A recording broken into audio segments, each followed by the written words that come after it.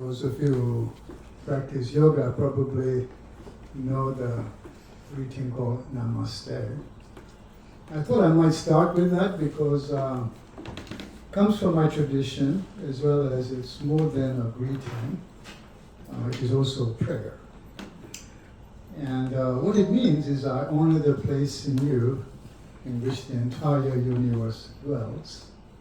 I honor the place in you that is of love, that is of truth, that is of beauty, and that is of peace. When you are in that place in you, and I am in that place in me, we are one. So, I'll be speaking to you today from that place in me where we are one. And I also invite you to listen to me from that place in you where we are also one. Because I think it's important that we, as our country and maybe even the world, come together as one. I don't have to tell you, we are probably more divided in the United States than I ever remember. I was born in Kenya, my roots are Eastern, I was educated in England, and I actually moved here 50 years ago with my children. I have a daughter as well as the son that I lost. You watched him on the video. Thinking that my children would be safer in the United States. So it was ironic that Tariq was actually shot and killed on the street of a city and a country that I had picked for him. And needless to say, there's nothing more complicated, I'm sure most of you will acknowledge, than losing a child. It never ever leaves you, even though this happened 30 years ago. It's not a day I don't think of Tariq several times a day. And I remember I've authored 5 books, and I am an avid writer and also keep an active journal. And I remember soon after I lost Tariq, I wrote in my journal that there is nothing quite so painful as a broken heart. There's nothing quite so painful as a broken heart. But a broken heart is an open heart. If one can learn to live with an open heart, gentle transformations begin to manifest. And if you are Gustavo's friends, I know all of you have open hearts. Otherwise you wouldn't be here. He has one of the most open hearts of a person I know. But part of my goal this afternoon is to open your heart even wider, because there's no limit to how wide your hearts can be open. And I work hard to make sure that I keep my heart open. Because what we are experiencing in our country and maybe outside our country is really quick to judge based on race, religion, gender, socioeconomic status, all the isms. But it takes a close heart to judge. And I've been very fortunate in the last 30 years. I've spoken to over 1 million kids, over 1,000 presentations, and over 700 keynotes around the world, and met many luminaries. I have had the pleasure to meet His Holiness the Dalai Lama half a dozen times. And he talks about this concept of having an open heart. Because you can't forgive with a closed heart. You can't receive or transmit empathy, compassion, and love with a closed heart. And one of the things I learned from His Holiness was that one of the biggest impediments to closing your heart is judgment. I thought that was very amazing wisdom, because sometimes we so automatically judge people. And one of the things that he taught me is that one way to keep your hearts open is to make sure you do not close your heart, because that's when you judge. And I grew up as a Sufi Muslim. I think Gustavo mentioned that. And I'm sure most of you know who Rumi is, yeah? So one of our, he died 800 years ago, but still is probably the most read poet in the Western world. And I was invited to speak at the Fetzer Institute, which is based in Kalamazoo, Michigan. They have a beautiful campus there, and their mandate is love and forgiveness. So they invited me to speak to a lot of parents that had lost children. So I started with the Rumi quote, and what Rumi said is, God will break your heart over and over and over and over and over again until it stays open. So one way to make sure your heart is not broken is to make sure it is Open. So as I said, I work hard at keeping my heart open. And needless to say, when I lost Tariq, my heart was blown wide open. And I went through all the emotions you would anticipate a parent to go through. And survived it, but I remember at one point I was even suicidal. I did not know how to move forward without Tariq, because he was an important part of my family as children are.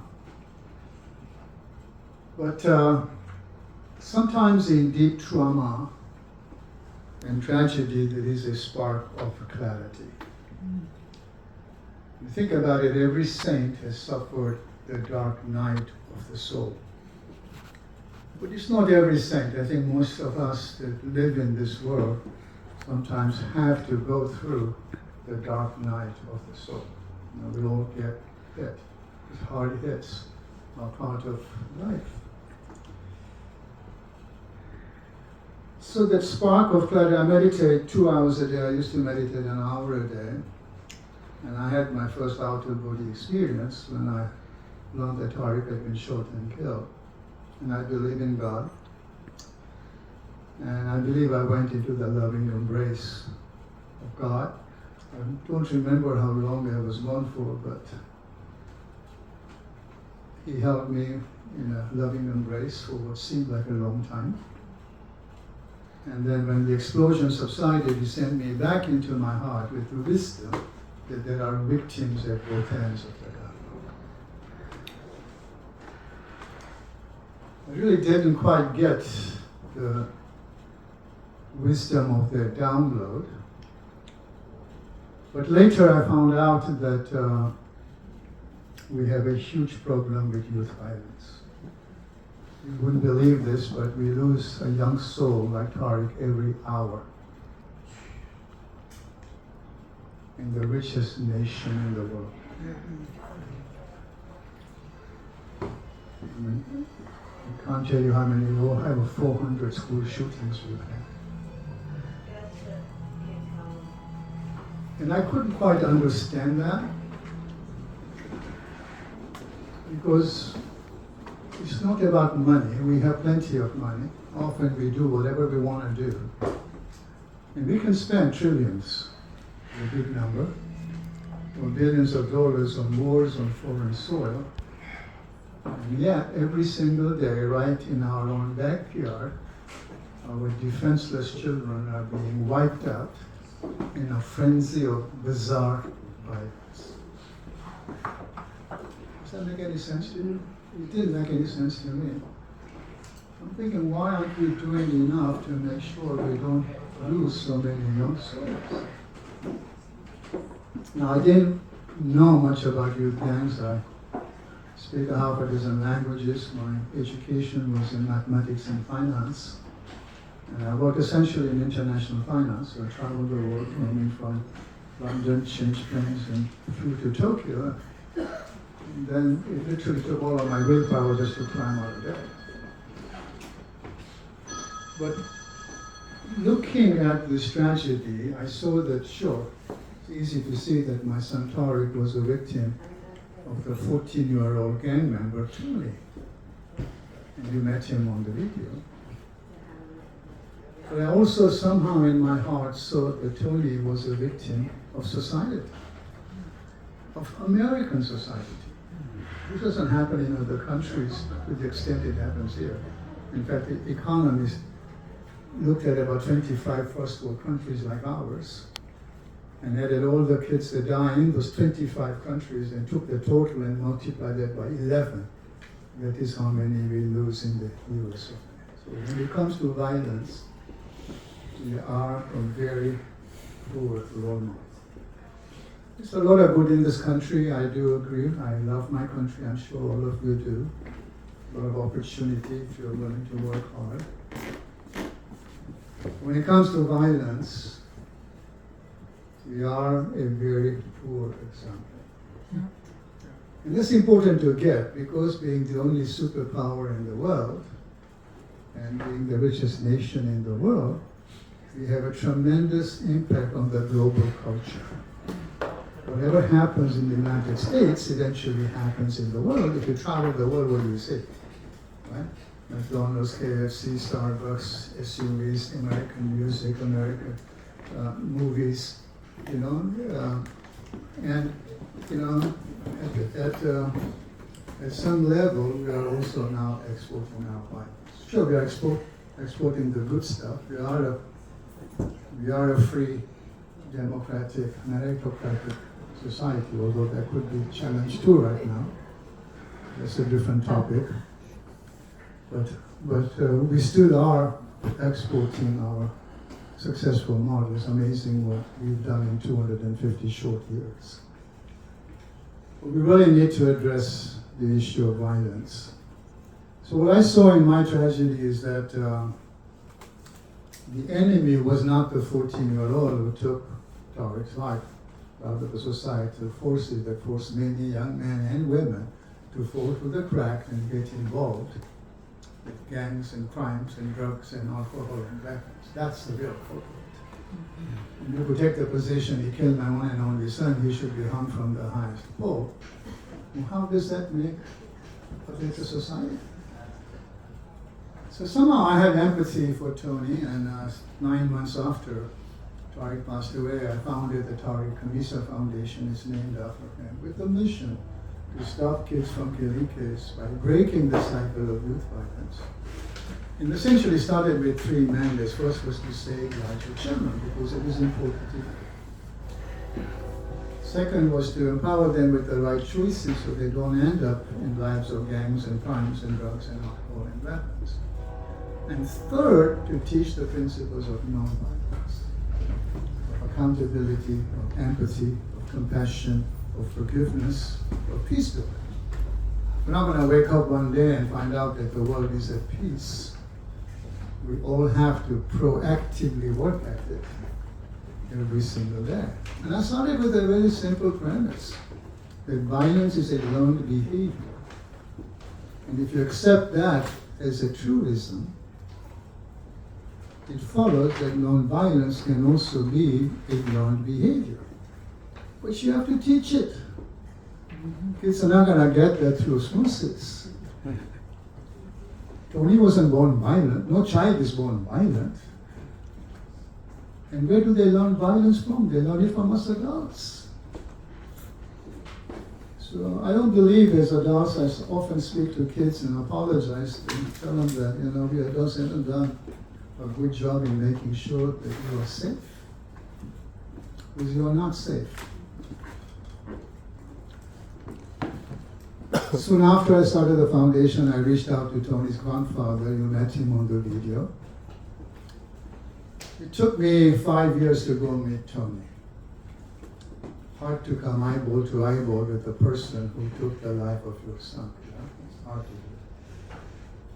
But I've been working with his grandfather for a good 4 years, and I knew that for me to complete my journey of forgiveness, at some point I had to come eyeball to eyeball with Tony. So I reached out to him and asked the grandfather to go with me. And I met him when he was 19 years old. But I also told the grandfather I need some alone time with Tony because he's your grandson and I have some tough questions for him because he was the last person to see my son. And the grandfather was very gracious. We started together for the first half an hour and then Tony and I spoke man to man for a couple of hours. And that was a very cathartic moment both in my life and his. He's 43 now, so that was 24 years ago. But I still remember that meeting. And what surprised me is that he was remorseful, he was articulate, well-spoken, he was well-mannered, and he did not portray any of the typical attitudes of a 19-year-old in our society. There was no bravado in him like you see in a lot of gang members. I wasn't expecting that. I could tell that my hand of forgiveness because his grandfather stayed in touch with him and he knew that I had forgiven him. He knew that I started the foundation, that I'd invited the grandfather to join me. And I could tell that he wasn't the 14-year-old gangbanger when I met him. The seminal moment in that meeting was when we locked eyeballs. I was sitting pretty close to him, closer than to you, Bob. And we locked our eyes. I'm looking in his eyes to find the murderer. And I didn't. I was able to climb through his eyes and see that the spark in him was no different than the spark in you or me or anybody else in this room. I felt that oneness with Tony. He was a likable kid. I wasn't expecting that. So at that point I told him, Tony, I've forgiven you. I've been working with your grandfather for several years, but I want you to know that when you come out of prison, you can join your grandfather and me and work for the foundation. And after a couple of hours, I left the prison. It was in New Folsom, which is by Sacramento. And I still remember that the cadence of my exit from the prison was much more bouncier than the one I walked in with. Because then I knew that I had completed my journey of forgiveness. It was like a big weight that was lifted off my shoulders. Forgiveness can be very freeing. And the preeminent thought in my mind was, why did I wait 5 years? The next day, the grandfather called me and said, Azim, that meeting you had with Tony yesterday has totally transformed him 180 degrees. He said, as you were leaving, Tony looks at me, and he lived with his grandfather and calls him Daddy. He said, as you were leaving, Tony looked at me and said, Daddy, that's a special man. I killed his one and only son. Not only has he forgiven me, he's offered me a job. I'm not worthy of his forgiveness, and I'm not worthy of his job offer, but I'm going to try. He aced his GED at 22, 94 percentile, A+. 22 is late for a GED, but nonetheless, there's no resources in prison. He's was self-taught. And he started to apply himself. I stayed with him from the age of 19 to the age of 39, 20 years. And we had, essentially I took the fatherly role. His father was never in his life. He was born to a 14-year-old. His father was 15, that shunned him every time they met. So I stayed with him, and at 13, advocating for his release. Finally, at 39, he was in front of the parole board. And I was there advocating for his release, and even the commissioner was in tears saying, Mr. Khamisa, I've been doing this work for 25 plus years, and we never had the victim's father advocate for the offender's release.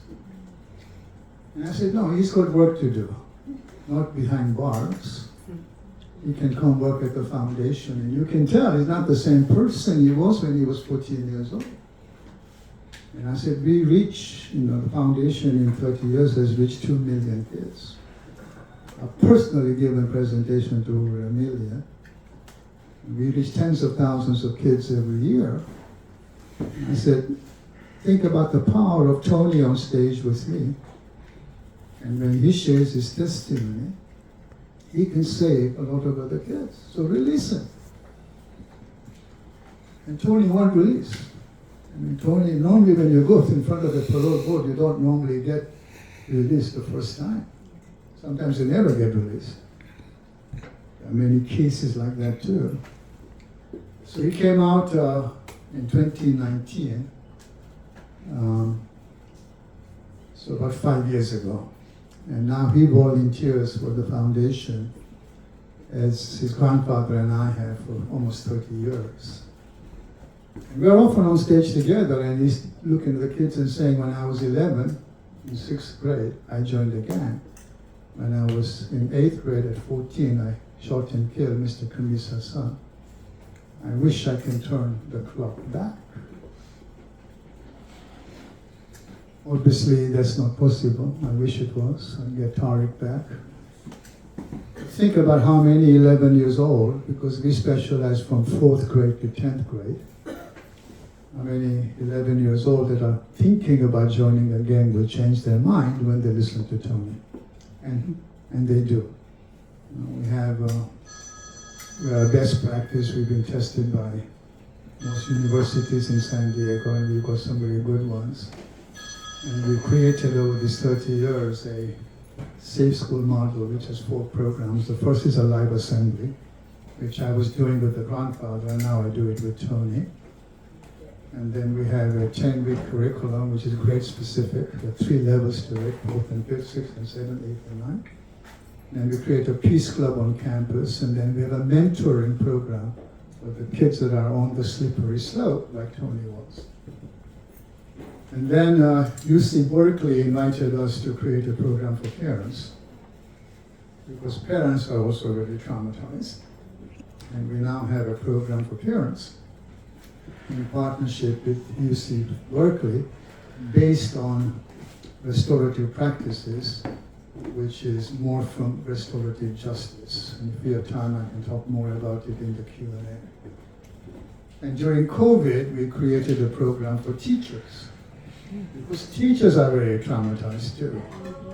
So now all of our 6 programs are under the umbrella of the Safe School Model. And we have a second site in Pennsylvania, in San Diego County. We have 42 school districts. We've been to all of them. And we provide direct services. So our mentors actually work on school campuses. When we go outside of San Diego County, we become a training institute, which is what we're doing in Philadelphia. And my goal eventually is hopefully our curriculum can become mainstream. I think what we teach is as important as reading, writing, science, and the STEM subjects.